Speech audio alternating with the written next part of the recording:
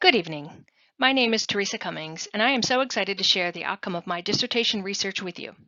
For my project, I was interested in understanding what interventions exist in the non-oncology setting that could possibly be applied in oncology to help reduce the financial burden experienced by patients undergoing cancer treatment. This was sparked by what else? COVID. At the time of the onset of COVID, cancer centers across the country had no choice but to adopt the strategy of telehealth for non-essential patient visits. This modality of care had been in place for decades in other settings, such as cardiology and psychiatry. This had never been used in the oncology setting, and early research has shown that it has had an unintended side effect of reducing financial burden of care. The title of my dissertation is Comparison of Interventions for Financial Burden in Oncology versus Non-Oncology Settings, a systematic review of the literature. Why study this? What is the problem you want to solve? Well, the literature tells us that financial burden is experienced during cancer treatment in approximately 49% of patients. Those diagnosed with cancer are almost 3 times more likely to declare bankruptcy. Coping mechanisms used to deal with financial burden include medication non-adherence, skipped or missed appointments, and refusal or avoidance of care. These strategies were shown in a recent study to cost the VA medical system cancer centers over $25 million in a single year. There are no evidence-based interventions to mitigate financial burden in cancer patients. The specific question being addressed in this dissertation is, what are the characteristics of interventions being employed to offset financial burden in the non-oncology setting compared to those in use in the oncology setting? When financial burden first became a construct being addressed in the oncology setting in the late 1990s, like most new constructs, there were no standard nomenclature, no agreed-upon metrics to measure the experience, no common listings of services available for patients, no standard model in place to manage the experience. Early research focused on direct cost of care, very heavily on out-of-pocket expenses that were felt by patients, with some attention paid to indirect costs. By the mid-2010s, the Commission on Cancer began requiring cancer centers who wish to remain accredited to implement formal psychosocial distress screenings. This helped centers prioritize the need to not only collect information to describe the experience, but formally measure and quantify the experience. A variety of measures remain in use today, but in the oncology setting, more and more researchers are utilizing the COST, Comprehensive Score for Financial Toxicity.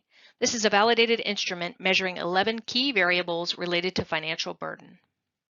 2 members of the task force assembled in the late 1970s by the U.S. Public Health Service, Hodgson and Miners, formed the foundation of modern concepts associated with financial burden.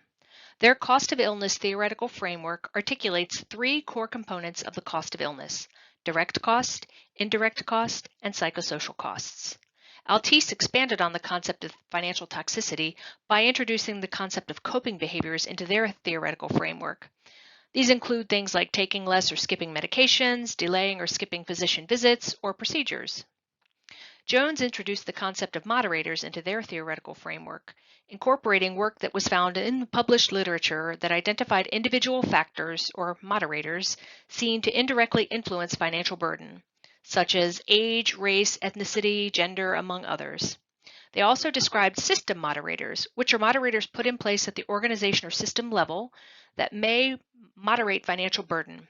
These include things such as participating in a 340B drug price reduction program offered by Medicaid, offering financial assistance programs, or having dedicated support staff such as financial navigators or advisors. This is a visual representation of the constructs included in the cost of illness theory, as well as the key concepts of moderators pulled from the theoretical framework published by Jones. You can see that the individual moderators have a precursor influence on the cost of care experience, and the system moderators work as a financial barrier or shield to protect the patient from the experiencing direct, indirect, or psychosocial burden. The methodology employed in this dissertation used a systematic review approach to explore both the oncology and non-oncology data sets. Based on the development of an understanding of the literature landscape during DBA 850, search strings were created and inclusion-exclusion criteria were decided upon. Since the data set was intending to include any interventional research conducted that targeted offsetting financial burden, it was anticipated that the data sets would include both qualitative, quantitative, and mixed method study designs. To accommodate the variation of trial designs being reviewed, a modified fit-for-purpose benchmark was utilized to appraise the quality of each article considered for inclusion. The questions and scoring applied are listed here for your consideration. Initial searches were conducted using OneSearch. 21 distinct databases were included in the OneSearch. These are listed in the dissertation in Appendix A. After removing duplicates, performing title and abstract review, a total of 157 full articles were reviewed, ending in 14 final articles being selected for inclusion in the oncology dataset and 27 being included in the non-oncology dataset. Atlas TI was the software used to perform a theory-driven analysis. First-round codes were selected using key descriptors of interventions seen. These can be found on the right-hand portion of the slide in parens. Once first-round coding was complete, the codes were then clustered into themes that emerged from the selected theoretical frameworks as well as the research question. These can be seen in the center of the slide in bold. Frequencies of the themes between the two datasets were compared, and synthesis of the interrelationships between the codes and themes were explored to better understand and explain the differences seen between the datasets. Key findings seen include that non-oncology interventions focus more heavily on the use of community, churches, health ambassadors, and health departments to deliver meaningful interventions such as education, navigation, counseling, and connection to services such as transportation assistance. The use of these types of resources are reported to put patients more at ease, impacting the psychosocial well-being of the patient, as well as direct cost of care experienced. Non-oncology interventions also focus more heavily on the use of technology to provide interventions as well as measure outcomes of the interventions.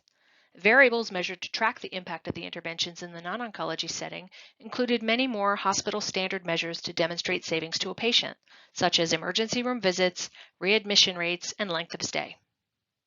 Another key finding that emerged is that the oncology interventions focused heavily on the use of a navigator, nurse, pharmacist, or financial navigators. Utilization metrics such as referral numbers and number of applications submitted were seen in the literature, but quantifiable measure of the impact for the patient is not seen as abundantly in the oncology data set. Also, neither data set included any insight into individual or system moderators that may influence indirect cost of care, such as application rates for Family Medical Leave Act or disability applications such as short and long-term insurance disability. This represents a significant gap in knowledge about the experience of financial burden related to the indirect cost of care.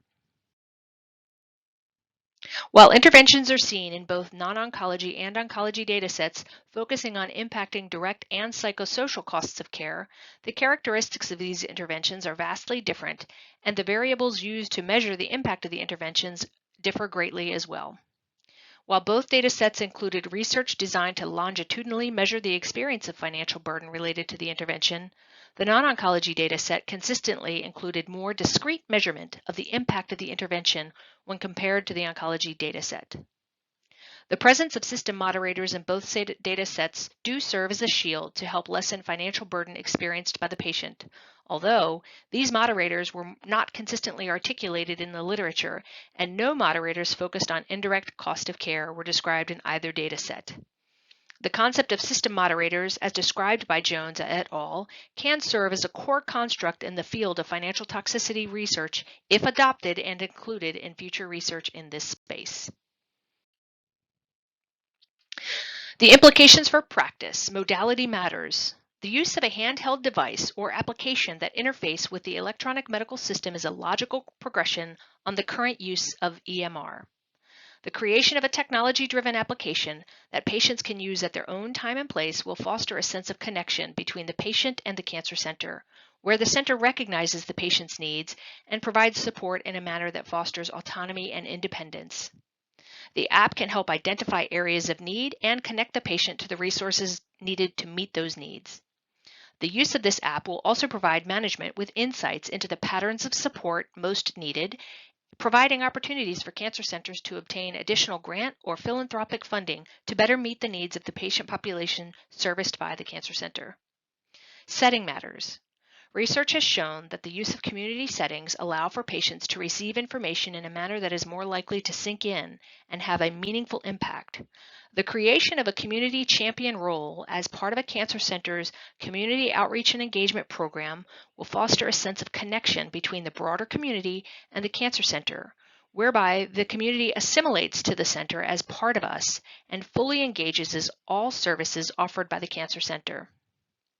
Both of these programs would be considered active system moderators, meaning the patient has to take action to receive the benefit of the program.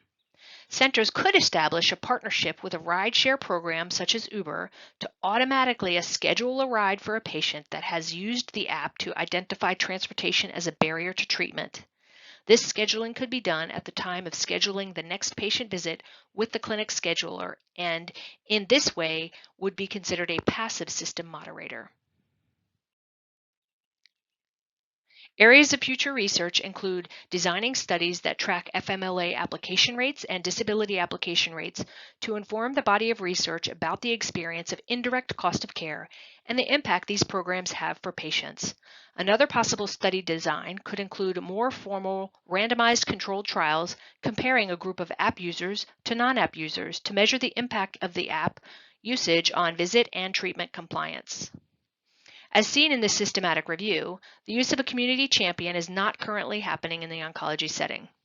Tying the use of a community-based navigation service to service utilization rates seen at the cancer center would allow researchers to test the hypothesis that navigation services based in the community increase compliance or adherence and therefore increase revenue to the healthcare system. The use of a technology-driven rideshare program that is passive for cancer patients could be piloted as part of an interventional trial with a specific aim of testing the utility and effectiveness of improving visit adherence. Publication of findings from studies such as these could be very helpful for the marketing team associated with the Cancer Center, who is aiming to convert the pilot projects into an ongoing service offered by the Cancer Center. As you can see, my work has just begun. And I'd like to take a moment to offer my thanks for the individuals listed on the slide and let everyone know that references are available in my dissertation. Thank you.